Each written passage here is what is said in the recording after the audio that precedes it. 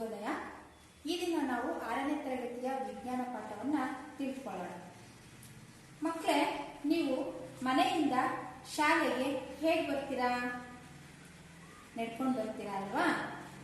ಹೀಗೆ ಮನೆಯಿಂದ ಶಾಲೆಗೆ ನಡ್ಕೊಂಡು ಬರುವಾಗ ನೀವು ದಾರಿಯಲ್ಲಿ ಏನೆಲ್ಲ ನೋಡ್ತೀರಾ? ಹೌದು, ವಾಹನಗಳನ್ನ ನೋಡ್ತೀರಾ, ಗಿಡ ಮರಗಳನ್ನ ನೋಡ್ತೀರಾ, ಪ್ರಾಣಿ ಪಕ್ಷಿಗಳನ್ನ ನೋಡ್ತೀರಾ ಅಲ್ವಾ? ಈಗ ನೀವು ನೋಡುವಂತಹ ಗಿಡ ಮರಗಳಲ್ಲಿ ಅಥವಾ ಸಸ್ಯಗಳಲ್ಲಿ ಏನೆಲ್ಲ ನೋಡ್ತೀರಾ ಹೇಳ್ತೀರಾ? ಕಾಂಡ ನೋಡ್ತೀರಾ, ಎಲೆ ನೋಡ್ತೀರಾ, ಹೂವುಗಳನ್ನ ನೋಡ್ತೀರಾ, ಹಣ್ಣುಗಳನ್ನ ನೋಡ್ತೀರಾ. ಭೂಮಿಯ ಒಳಗಡೆ ಇರುವಂತಹ ಭಾಗ ಯಾವ್ದು ಹೇಳ್ರಿ? ಹೌದು, ಬೇರು ಅಲ್ವಾ? ಈ ರೀತಿಯ ನೀವು ಸಸ್ಯದ ಭಾಗಗಳನ್ನ ನೋಡ್ತೀರಾ. ಈಗ ಇಲ್ಲೊಂದು ನೈಜವಾದ ಸಸ್ಯ ಇದೆ. ಈ ಸಸ್ಯದ ಭಾಗಗಳನ್ನ ನಾವು ನೋಡ್ತಾ ಹೋಗೋಣ. ಈ ಭಾಗವನ್ನ ನಾವು ಬೇರು ಅಂತ ಕರಿತೇವೆ. ಇದು ಕಾಂಡ, ಎಲೆ, ಹೂವು, ಮೊಗ್ಗು, ರೆಂಬೆ, ಕೊಂಬೆಗಳು. ಅದೇ ರೀತಿ ಬೇರೆ ಸಸ್ಯಗಳಲ್ಲಿ ಕಾಯಿ ಮತ್ತು ಹಣ್ಣುಗಳನ್ನು ನಾವು ನೋಡಬಹುದು. ಮಕ್ಕಳೇ, ನಾವೀಗ ಸಸ್ಯದ ಭಾಗಗಳನ್ನ ತಿಳ್ಕೊಂಡ್ವಿ ಅಲ್ವಾ? ಈಗ ಸಸ್ಯದ ಭಾಗಗಳನ್ನ ತಿಳಿಯೋದ್ರ ಜೊತೆಗೆ ಅವುಗಳ ಕಾರ್ಯವನ್ನು ಕೂಡ ಸಂಪೂರ್ಣವಾಗಿ ಸಸ್ಯಗಳನ್ನ ತಿಳಿಯುವುದು ಎನ್ನುವ ಪಾಠದಿಂದ ತಿಳ್ಕೊಳ್ಳೋಣ.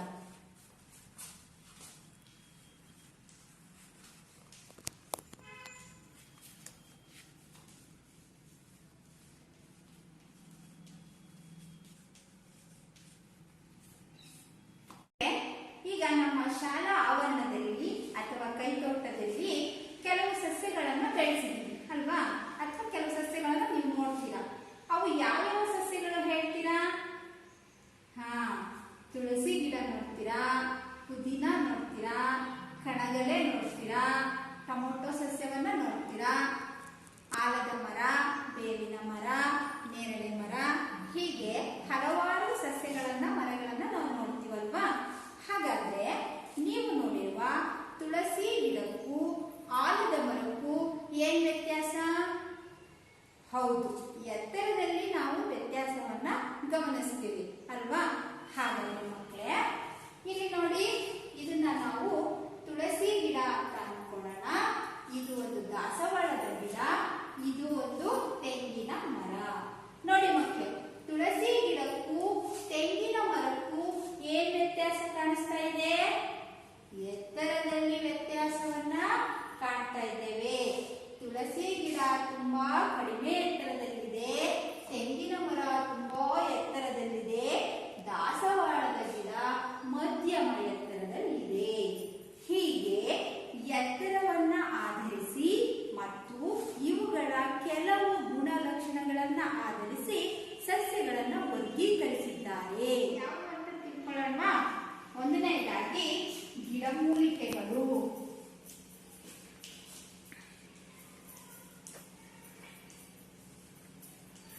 ಎರಡನೆಯದು ಪೊದರುಗಳು,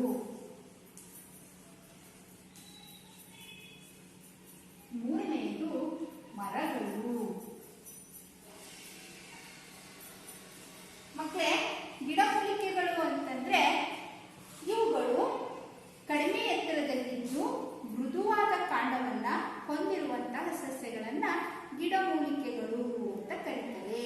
ಕಡಿಮೆ ಎತ್ತರದಲ್ಲಿದ್ದು ಮೃದು ಕಾಂಡವನ್ನು ಹೊಂದಿರುವಂತಹವುಗಳು ಗಿಡಮೂಲಿಕೆಗಳು. ಪೊದರುಗಳು ಮಧ್ಯಮ ಎತ್ತರದಲ್ಲಿ ಇದ್ದು ಇವುಗಳ ಕಾಂಡ ಸ್ವಲ್ಪ ಗಟ್ಟಿಯಾಗಿದ್ದು ಸ್ವಲ್ಪ ದಪ್ಪನೆಯ ಕಾಂಡವನ್ನು ಹೊಂದಿದ್ದರೆ ಅದನ್ನ ಪೊದರುಗಳು ಅಂತ ಕರಿತೇವೆ. ಮರಗಳು ಅಂದ್ರೆ ತುಂಬಾ ಎತ್ತರದಲ್ಲಿದ್ದು ದಪ್ಪನಾದ ಕಾಂಡವನ್ನು ಹೊಂದಿದ್ದು ತೊಗಟೆ ಇದ್ದು ಗಟ್ಟಿಯಾಗಿರುತ್ತವೆ. ಇವುಗಳನ್ನ ನಾವು ಮರಗಳು ಅಂತ ಕರಿತೇವೆ. ಈಗ ನೀವು ಗಿಡಮೂಲಿಕೆಗಳಿಗೆ ಉದಾಹರಣೆ ಹೇಳ್ತೀರಾ ನೋಡೋಣ. ಹೌದು, ರಾಗಿ, ಜೋಳ, ತುಳಸಿ ಇತ್ಯಾದಿ.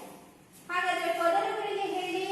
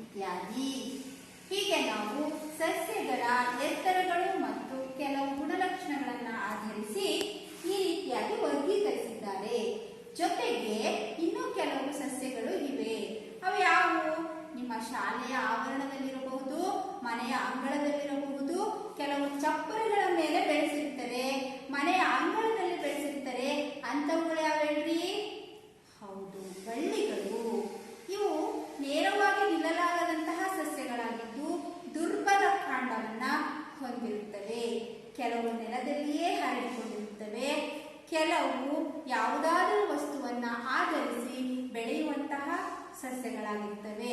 ಇವುಗಳನ್ನ ಬಳ್ಳಿಗಳು ಅಂತ ಕರೀತಾರೆ. ನೆಲದಲ್ಲಿಯೇ ಹರಡುವಂತವುಗಳು ನೆಲಬಳ್ಳಿಗಳು.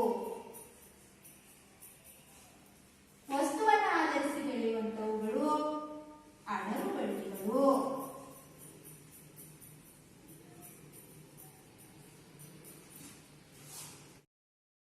ಮಕ್ಕಳೇ, ಈಗ ನಾವು ಸಸ್ಯದ ಪ್ರತಿಯೊಂದು ಭಾಗಗಳ ಕಾರ್ಯ ತಿಳಿದುಕೊಳ್ಳೋಣ. ನಿಮ್ಮ ಸುತ್ತಮುತ್ತಲಿರುವ ಸಸ್ಯದ ಕಾಂಡವನ್ನು ಹತ್ತಿರದಿಂದ ಗಮನಿಸಿ. ಈ ಭಾಗಗಳಲ್ಲಿ ನಾವು ಎಲೆಗಳನ್ನು, ಹೂವುಗಳನ್ನು, ರೆಂಬೆಕೊಂಬೆಗಳನ್ನು ನೋಡಬಹುದಾಗಿದೆ. ಮಕ್ಕಳೇ, ಈ ಕಾಂಡದ ಕಾರ್ಯವೇನು ಅನ್ನೋದನ್ನು ಪ್ರಯೋಗವನ್ನು ವೀಕ್ಷಿಸುವುದರ ಮೂಲಕ ತಿಳಿದುಕೊಳ್ಳೋಣ. ಪ್ರಯೋಗಕ್ಕೆ ಬೇಕಾಗಿರುವ ಉಪಕರಣಗಳನ್ನು ನೋಡೋಣ ಮಕ್ಕಳೇ. ಒಂದು ಬೀಕರ್ ಬೇಕು, ನಂತರ ಒಂದು ಬಿಳಿಯ ಹೂವಿರುವಂತಹ ಗಿಡ, ಒಂದು ಕೆಂಪು ಇಂಕು, ನೀಲಿ ಇಂಕು, ಚಾಕು ಮತ್ತು ಡ್ರಾಪರ್.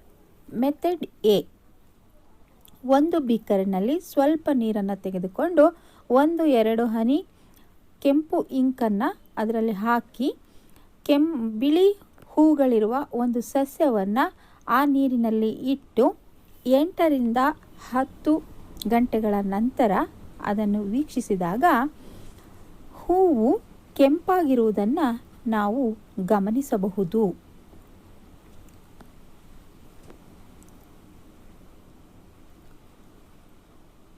ಈಗ ಆ ಕಾಂಡವನ್ನು ಅರ್ಧವಾಗಿ ಕತ್ತರಿಸಿ ಅದನ್ನು ಅಡ್ಡವಾಗಿ ಮತ್ತು ಉದ್ದವಾಗಿ ಸೀಳಿದಾಗ ನಮಗೆ ಅದರಲ್ಲಿರುವಂತಹ ಕಾಂಡದಲ್ಲಿರುವಂತಹ ನಾಳಗಳು ಕೆಂಪಾಗಿರುವುದನ್ನು ಗಮನಿಸಬಹುದು. ಮೆಥಡ್ ಬಿ: 3 ಬೀಕರಿನಲ್ಲಿ ನೀರನ್ನು ತೆಗೆದುಕೊಂಡು ಒಂದು ಬೀಕರಿನಲ್ಲಿ ಕೆಂಪು ಇಂಕನ್ನು ಹಾಕಿ ಅದರಲ್ಲಿ ಒಂದು ಬಿಳಿಯ ಹೂವಿನ ಸಸ್ಯವನ್ನಿಟ್ಟು ಮತ್ತೊಂದು ಬೀಕರಿನಲ್ಲೂ ಸಹ ಕೆಂಪು ಇಂಕನ್ನು ಹಾಕಿ ಸಿ ಇರುವಂತಹ ಬೀಕರ್ನಲ್ಲಿ ನೀಲಿ ಆಗಿರುವಂತಹ ಇಂಕನ್ನು ಹಾಕಿ ಬಿಳಿಯ ಸಸ್ಯದ ಕಾಂಡವನ್ನು ಅಡ್ಡನಾಗಿ ಕತ್ತರಿಸಿ 2 ಬೀಕರಿನಲ್ಲಿ ಕಾಂಡವು ಇರುವಂತೆ ಜೋಡಿಸಬೇಕು. 8ರಿಂದ 10 ಗಂಟೆಗಳ ನಂತರ ಅದನ್ನು ವೀಕ್ಷಿಸಿದಾಗ ಬಿಳಿಯ ಹೂವು ಕೆಂಪು ಭಾಗದ ಕಡೆಗೆ ಕೆಂಪು ಬಣ್ಣವನ್ನು, ನೀಲಿ ಭಾಗದ ಕಡೆಗೆ ನೀಲಿ ಬಣ್ಣವನ್ನು ಹೊಂದಿರುವುದನ್ನು ನಾವು ನೋಡಬಹುದು. ಇದರಿಂದ ಏನು ನಮಗೆ ತಿಳಿಯುತ್ತೆ ಅಂದರೆ ಕಾಂಡವು ಬೇರಿನಿಂದ ಬಂದಂತಹ ನೀರು ಮತ್ತು ಖನಿಜಗಳನ್ನು ಸಸ್ಯದ ಇತರ ಭಾಗಗಳಿಗೆ ಕಳಿಸುತ್ತದೆ ಎಂಬುದನ್ನು ಈ ಪ್ರಯೋಗದ ಮೂಲಕ ನಾವು ತಿಳಿದುಕೊಳ್ಳಬಹುದಾಗಿದೆ. ಕಾಂಡದ ಕಾರ್ಯದ ಬಗ್ಗೆ ತಿಳಿದುಕೊಂಡ್ವಿ ಅಲ್ವಾ? ಈಗ ಎಲೆಯ ಕಾರ್ಯದ ಬಗ್ಗೆ ನಾವು ನೋಡ್ತಾ ಹೋಗೋಣ. ನಿಮ್ಮ ಸುತ್ತಮುತ್ತಲೂ ನೋಡುವ ಎಲೆಗಳನ್ನು ಸಂಗ್ರಹಿಸಿ ಮತ್ತು ನಿಮ್ಮ ನೋಟ್ ಪುಸ್ತಕದಲ್ಲಿ ಎಲೆಯ ಚಿತ್ರವನ್ನು ಬಿಡಿಸಿ ಭಾಗಗಳನ್ನು ಪತ್ರಪಟಲ, ಎಲೆತೊಟ್ಟು ಎಂದು ಗುರುತಿಸಿ. ಮಕ್ಕಳೇ, ನಿಮ್ಮ ಪುಸ್ತಕದ ಹಾಳೆಯ ಮಧ್ಯದಲ್ಲಿ ಒಂದು ಎಲೆಯನ್ನು ಇಟ್ಟು ಪೆನ್ಸಿಲಿನ ಸಹಾಯದಿಂದ ಆ ಎಲೆಯ ಮೇಲೆ ಪೆನ್ಸಿಲಿನ ತುದಿಯಿಂದ ಉಜ್ಜುತ್ತಾ ಬನ್ನಿ. ಆ ಎಲೆಯ ಆಕಾರದಲ್ಲಿಯೇ ನೀವು ಆ ಪೆನ್ಸಿಲಿನಿಂದ ಉಜ್ಜುತ್ತಾ ಬಂದಾಗ ನಿಮಗೆ ಕೆಲವೊಂದು ಗೆರೆಗಳು ಕಾಣಸಿಗುತ್ತವೆ. ನೋಡಿ ಮಕ್ಕಳೇ, ಈ ರೀತಿಯಾಗಿ ನೀವು ಎಲೆಯನ್ನು ಪುಸ್ತಕದ ಮಧ್ಯದಲ್ಲಿಟ್ಟು ಉಜ್ಜುತ್ತಾ ಹೋದಾಗ ನಿಮಗೆ ಒಂದು ಆಕಾರ ಸಿಗುತ್ತದೆ. ಅದರ ಮಧ್ಯಗಳಲ್ಲಿ ನಿಮಗೆ ಗೆರೆಗಳು ಮೂಡುವುದನ್ನು ನಾವು ನೋಡಬಹುದು. ನೀವು ಎಲೆಗಳನ್ನು, ವಿವಿಧ ರೀತಿಯ ಎಲೆಗಳನ್ನು ಸಂಗ್ರಹಿಸಿ ಅವುಗಳನ್ನು ಈ ರೀತಿಯಾಗಿ ಮಾಡಿ ನಿಮ್ಮ ನೋಟ್ ಪುಸ್ತಕದಲ್ಲಿ ಮತ್ತು ಕೃತಿ ಸಂಪುಟದಲ್ಲಿ ದಾಖಲಿಸ್ಬೋದು ಮಕ್ಕಳೇ. ಇದು ಒಂದು ಯೋಜನೆ ಕಾರ್ಯವಾಗಿ ಮಾಡಬಹುದು. ನೋಡಿ ಮಕ್ಕಳೇ, ಈಗ ಇದು ಸಂಪೂರ್ಣವಾಗಿ ಉಜ್ಜಿದ ನಂತರ ಇಲ್ಲಿ ನಾವು ಗೆರೆಗಳನ್ನು ಗುರುತಿಸ್ತಾ ಇದ್ದೇವೆ. ಕಾಣಿಸ್ತಾ ಇದೆಯಲ್ವಾ ಮಕ್ಕಳೇ ನಿಮಗೆ?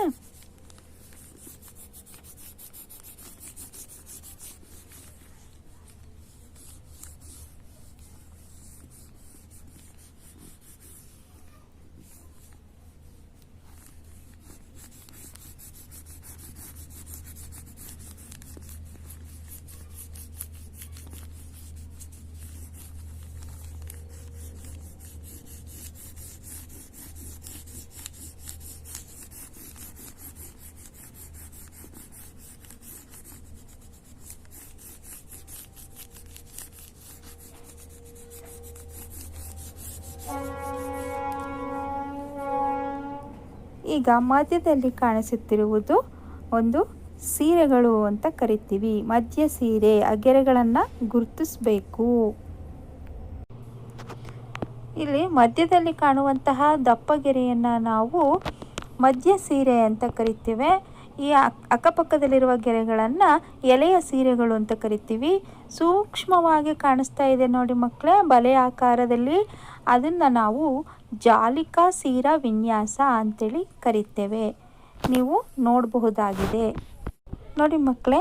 ಇಲ್ಲಿ ನಾವು ಉದ್ದನಾದಂತಹ ಗೆರೆಗಳನ್ನು ನೋಡ್ತಾ ಇದ್ದೀವಲ್ವಾ, ಇದನ್ನು ಸಮಾನಾಂತರ ಸೀರಾ ವಿನ್ಯಾಸ ಅಂತ ಕರಿತೇವೆ. ಇದು ಉದ್ದನಾಗಿರ್ತಕ್ಕಂತಹ ನಾಳಗಳನ್ನು ಹೊಂದಿರುತ್ತದೆ ಮತ್ತು ಇವುಗಳನ್ನು ನಾವು ಮೂಲಿಕೆಗಳಲ್ಲಿ ಕಾಣಬಹುದಾಗಿದೆ. ಇಂತಹ ಎಲೆಗಳನ್ನು ಸಮಾನಾಂತರ ಸೀರಾ ವಿನ್ಯಾಸವನ್ನು ಹೀಗೆ ನಾವು ಜಾಲಿಕಾ ಮತ್ತು ಸಮಾಂತರ ಸೀರಾ ವಿನ್ಯಾಸ ಎಂದು ಎರಡು ರೀತಿಯಲ್ಲಿ ಎಲೆಗಳಲ್ಲಿ ಗುರುತಿಸಬಹುದು.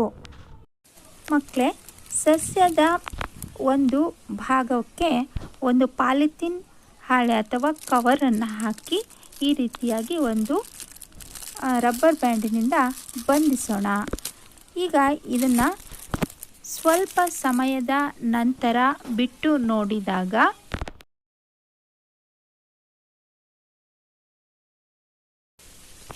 ಮಕ್ಕಳೇ, ನೀವಿಲ್ಲಿ ಗಮನಿಸ್ತಾ ಇರ್ಬೋದು ನೋಡಿ, ಆ ಒಂದು ಪಾಲಿಥೀನ್ ಹಾಳೆಯ ಮೇಲೆ ಆ ಕವರಿನ ಒಳಗಡೆ ನೀವು ನೀರಿನ ಹನಿಗಳನ್ನು ಗಮನಿಸಬಹುದಾಗಿದೆ. ನೋಡಿ ಮಕ್ಕಳೇ, ನೀರಿನ ಹನಿಗಳು ಸಂಗ್ರಹವಾಗಿವೆ.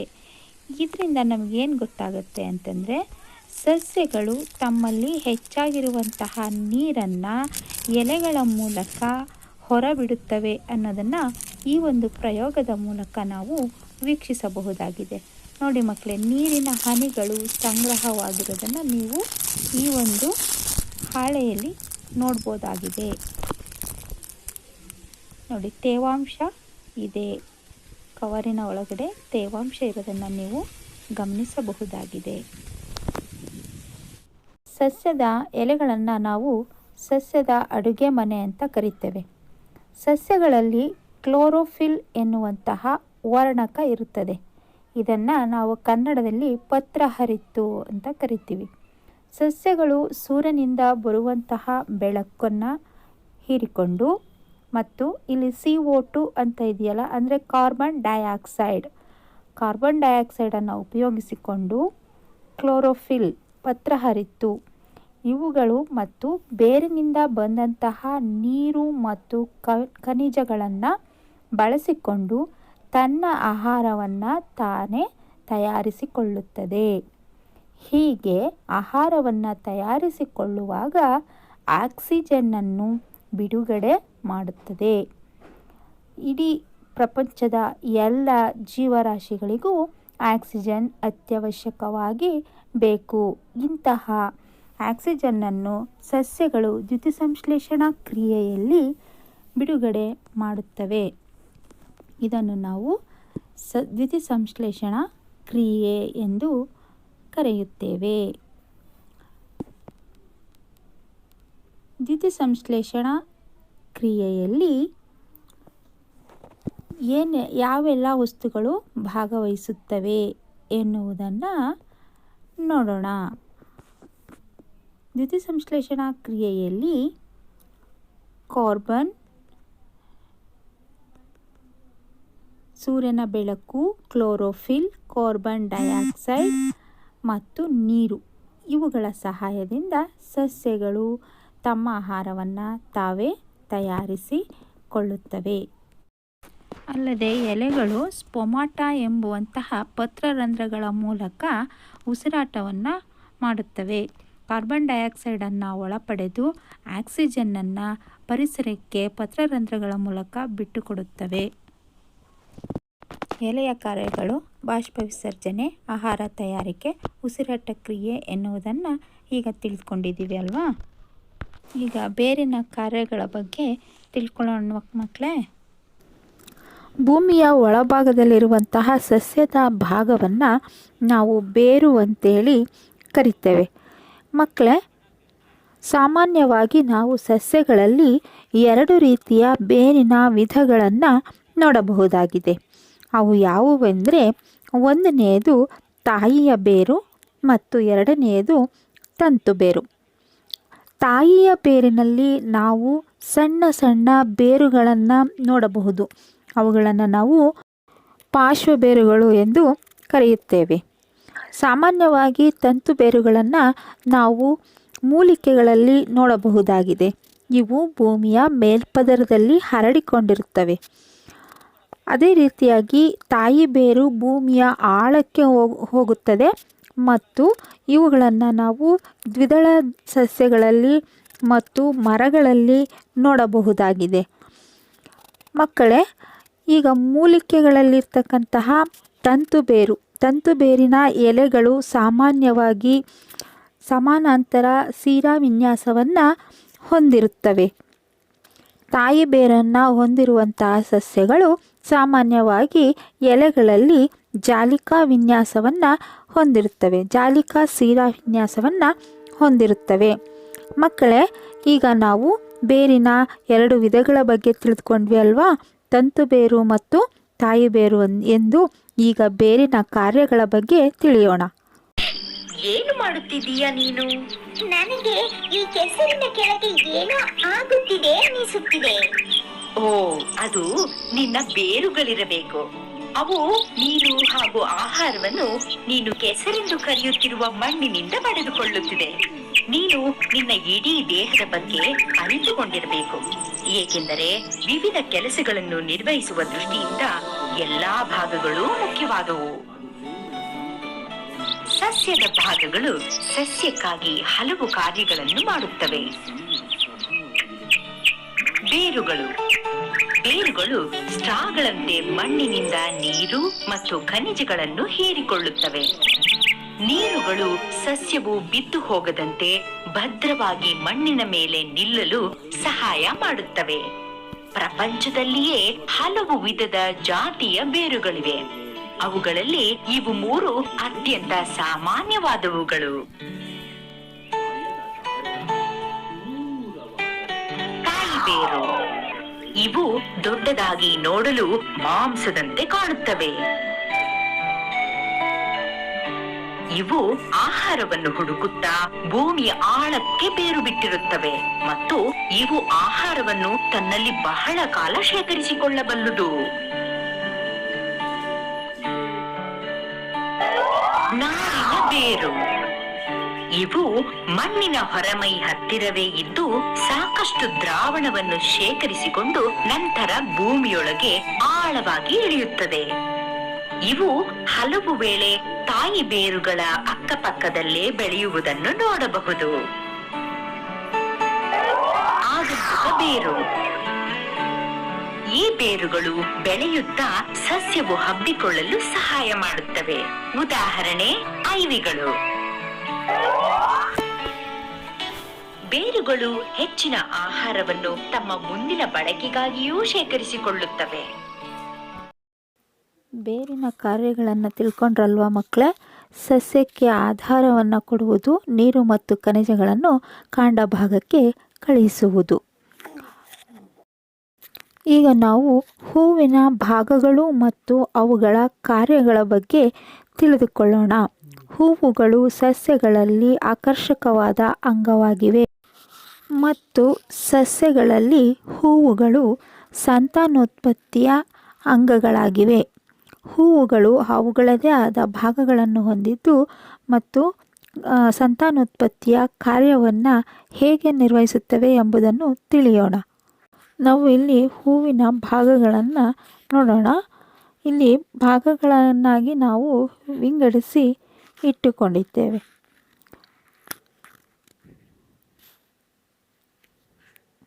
ಇಲ್ಲಿ ನೋಡಿ, ಇಲ್ಲಿ ತೊಟ್ಟು ಕಾಣಿಸ್ತಾ ಇದೆ ನಿಮಗೆ. ಅದನ್ನು ನಾವು ಹೂವಿನ ತೊಟ್ಟು ಅಂತೇಳಿ ಕರಿತೇವೆ. ನಂತರ ಮೇಲೆ ಅದನ್ನು ಪುಷ್ಪ ಪೀಠ ಎಂದು ಕರೆಯುತ್ತೇವೆ. ನಂತರದಲ್ಲಿ ಪುಷ್ಪ ಪತ್ರಗಳು, ಅದರ ನಂತರ ಉದ್ದನೆಯ ನಳಿಕೆ ಕಾಣುತ್ತಾ ಇದೆ, ಅದನ್ನು ನಾವು ಶಲಾಕೆ ಅಂತೇಳಿ ಕರಿತೇವೆ. ಅಲ್ಲಿ ಕಾಣಿಸ್ತಾ ಇರ್ತಕ್ಕಂತಹ ಹಳದಿ ಭಾಗಗಳಲ್ಲಿ ಕಾಣಿಸ್ತಾ ಇದೆಯಲ್ಲ, ಅದನ್ನು ನಾವು ಕೇಸರಗಳು ಅಥವಾ ಕೇಸರಗಳು ಎಂದು ಕರೆಯುತ್ತೇವೆ. ನಂತರದಲ್ಲಿ ಮೇಲೆ ಕಾಣಿಸುವಂತಹವುಗಳನ್ನು ಶಲಾಕಾಗ್ರ ಎಂದು ಕರೆಯುತ್ತೇವೆ. ಕೆಂಪು ಬಣ್ಣದಲ್ಲಿ ಕಾಣಿಸುತ್ತಿವೆ. ಈಗ ಇಲ್ಲಿ 5 ದಳಗಳು ಇರುವಂತಹ ಒಂದು ದಾಸವಾಳವನ್ನು ನಾವು ನೋಡ್ತಾ ಇದ್ದೇವೆ. 5 ದಳಗಳಿವೆ. 5 ದಳಗಳಿದ್ದರೆ ಅವುಗಳ ಶಲಾಕಾಗ್ರದಲ್ಲಿಯೂ ಕೂಡ 5 ನಾವು ಗಮನಿಸಬಹುದು. ನೋಡಿ, ಇದು ಒಂದು ವಿಶೇಷ.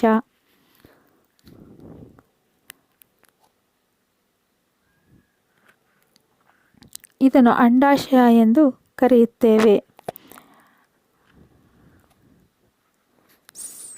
ಸಸ್ಯದ ಆಕರ್ಷಕ ಭಾಗವಾಗಿರ್ತಕ್ಕಂತಹ ಇದು ಪುಷ್ಪ ದಳ. ಇದನ್ನು ನಾವು ಪುಷ್ಪ ದಳ ಎಂದು ಕರೆಯುತ್ತೇವೆ. ಇಲ್ಲಿ ನೋಡಿ, ಶಲಾಕೆಯ ಮೂಲಕ ಒಂದು ಬಿಳಿಯ ದಾರದಂತಹ ರಚನೆಯನ್ನು ಕಾಣ್ತಾ ಇದ್ದೇವೆ. ಅದು ಬಂದು ಅಂಡಾಶಯಕ್ಕೆ ಸೇರಿಕೊಂಡಿದೆ. ಈ ಅಂಡಾಶಯದ ಒಳಗಡೆ ಸಣ್ಣ ಅಂಡಕಗಳನ್ನು ನಾವು ಕಾಣಬಹುದಾಗಿದೆ. ಇಲ್ಲಿ ಪರಾಗಸ್ಪರ್ಶ ಕ್ರಿಯೆ ನಡೆಯುತ್ತದೆ. ಯಾವುದಾದರೂ ಮಾಧ್ಯಮದ ಮೂಲಕ ಇಲ್ಲಿರುವಂತಹ ಕೇಸರಗಳು ಶಲಾಕಾಗ್ರದ ಮೇಲೆ ಬಿದ್ದು ಅವುಗಳು ಶಲಾಕೆಯ ಮೂಲಕ ಬಂದು ಅಂಡಾಶಯದಲ್ಲಿ ಸಂಯೋಗಗೊಂಡು ನಿಷೇಚನ ಕ್ರಿಯೆ ನಡೆಯುತ್ತದೆ. ಆಗ ಅಲ್ಲಿ ಅಂಡಕಗಳು ಉತ್ಪತ್ತಿಯಾಗುತ್ತವೆ. ಹೀಗೆ ಪರಾಗಸ್ಪರ್ಶ ಕ್ರಿಯೆಯಿಂದ ಹೂವು ಸಂತಾನೋತ್ಪತ್ತಿ ಕ್ರಿಯೆಯನ್ನು ನಡೆಸುತ್ತದೆ. ಮಕ್ಕಳೇ, ಈಗ ನೀವು ಹೂವಿನ ಭಾಗಗಳು ಮತ್ತು ಸಂತಾನೋತ್ಪತ್ತಿಯ ಕ್ರಿಯೆಯನ್ನು ಹೇಗೆ ನಡೆಸುತ್ತದೆ ಎಂಬುದನ್ನು ತಿಳ್ಕೊಂಡ್ರಿ ಅಲ್ವಾ?